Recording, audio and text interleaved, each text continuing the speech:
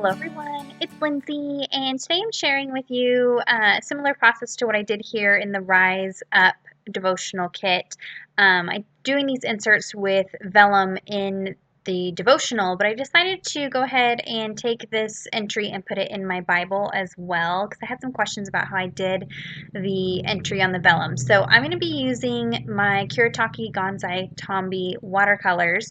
Since I'm working in my Bible, watercolors are translucent, so I'll still be able to see the words. That insert in the devotional, I used acrylic paint on a vellum tip-in, and the acrylic paint is opaque, and so that will cover the words. But just so you know, that's why I chose to use watercolor instead of the acrylics. But the technique is exactly the same. So I've gone ahead and picked some of the blues and whites and a black and put it on this little plastic palette here. And then I have some cotton swabs, and I bunched them up with rubber band, and there's anywhere from like 8 to 12 in a bunch. And I'm going to be using these instead of a brush to paint this wave. And so one of the tricks I found is you want to be sure to dip the tips of the cotton swabs into the water just to kind of dampen them a little bit before taking them to the paint. That seems to help them take in the paint a little better than if you just take the dry swabs to the paint. And then you're just going to tap, tap, tap all over the page in the shape that you want. And you're going to get this really pretty kind of stippling effect with those cotton swabs. So I'm going to be drying in between every layer. And this just helps there to be some definition between the layers of color without too much blending. The watercolor does reactivate, and so there is some blending, but I do want you to still be able to see some of those little stipples on this wave here. So I went ahead and used that kind of mint green color first, and then I'll go into this kind of teal aqua color. And I'm just picking up paint on those cotton swabs and then just tapping it all over the page. So I'm trying to keep it so that the darkest colors are at the bottom of the water and the underside of the wave. So the lightness, the whites and the lighter kind of bluish green will be at the top of the water and the top of the wave, if that makes sense. And that's going to give you this illusion of where the sun's kind of hitting the top of that water. And that just kind of adds some dimension to this shape. So I'm going to go in with that darker blue color here and add that as well. I am flipping the Q-tips over, and then I've picked up a second bundle for this third color. So I'm not mixing the colors on the Q-tips themselves. So each end is for a different color, if that makes sense.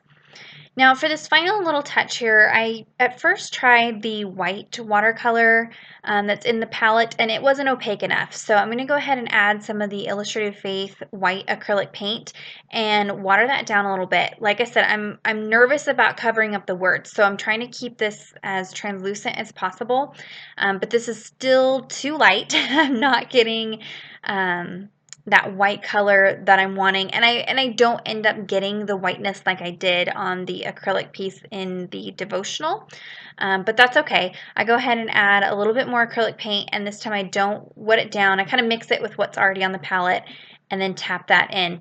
Anywhere where it's getting too opaque, I can just pick it up with my paper towel and lighten it up a little bit. I didn't cover any of the words. It got pretty close. These Kuretake Gonzai Tombi watercolors are very, very intense in color. And so if you have too many layers, they will almost go opaque if you're not careful. So anywhere that happens, just take like a wet paintbrush and kind of scrub at the page where it's too dark, and then just lay a paper towel over it and pick some of that color up. I am able to read all the words on this page once it was finished. So I'm going to go ahead and just tap some little splatters of color on here just to kind of give that water spray effect. And then I'll go ahead and add some black splatters to add some contrast and just some more messiness to it. And this is such a simple technique. It only took a few minutes to do the painting. You could do flowers or grasses or anything like that with this. I've gone ahead and pulled out the Illustrated Faith Homespun Alpha stamps, and I also pulled out that 'Tis the Season stamp set. That's from their December kit. It has an ampersand stamp that I'm going to use today, and I am going to stamp using the Illustrated Faith pigment inks. This is from the Created to Create kit from last year. It's no longer available, but you could use any pigment ink in this color that you would like.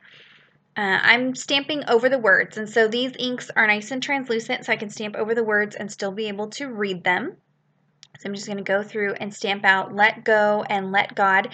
You can find on my Instagram the corresponding post for that entry in the devotional where I talk a little bit more about my thoughts on this entry. I am loving this devotional, so check it out if you haven't already. It is fantastic.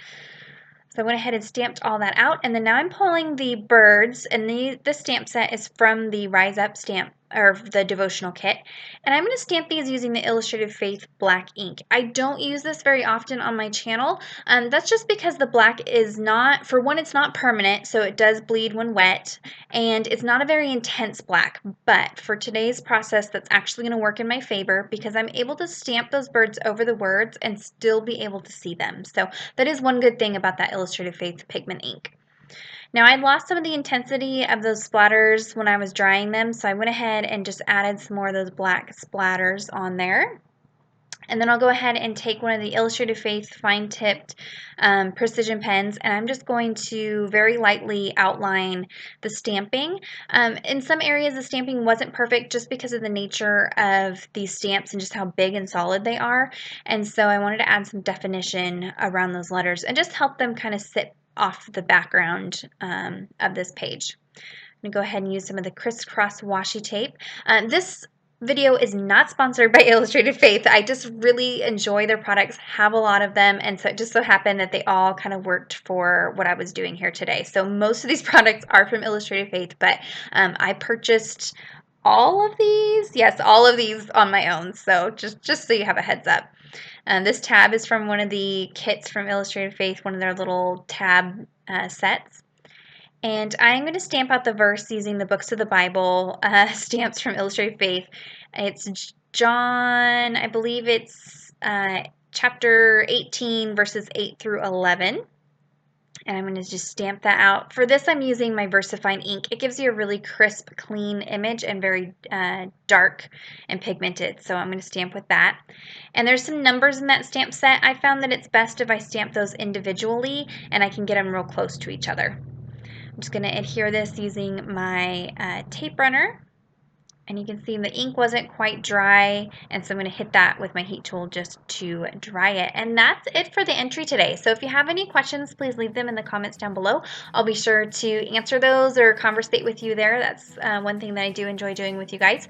Be sure to subscribe to my channel if you're not already subscribed. I try to put up videos at least 3 times a week, and give this video a thumbs up if you enjoyed this fun new technique. And until next time, thank you so much. Bye-bye.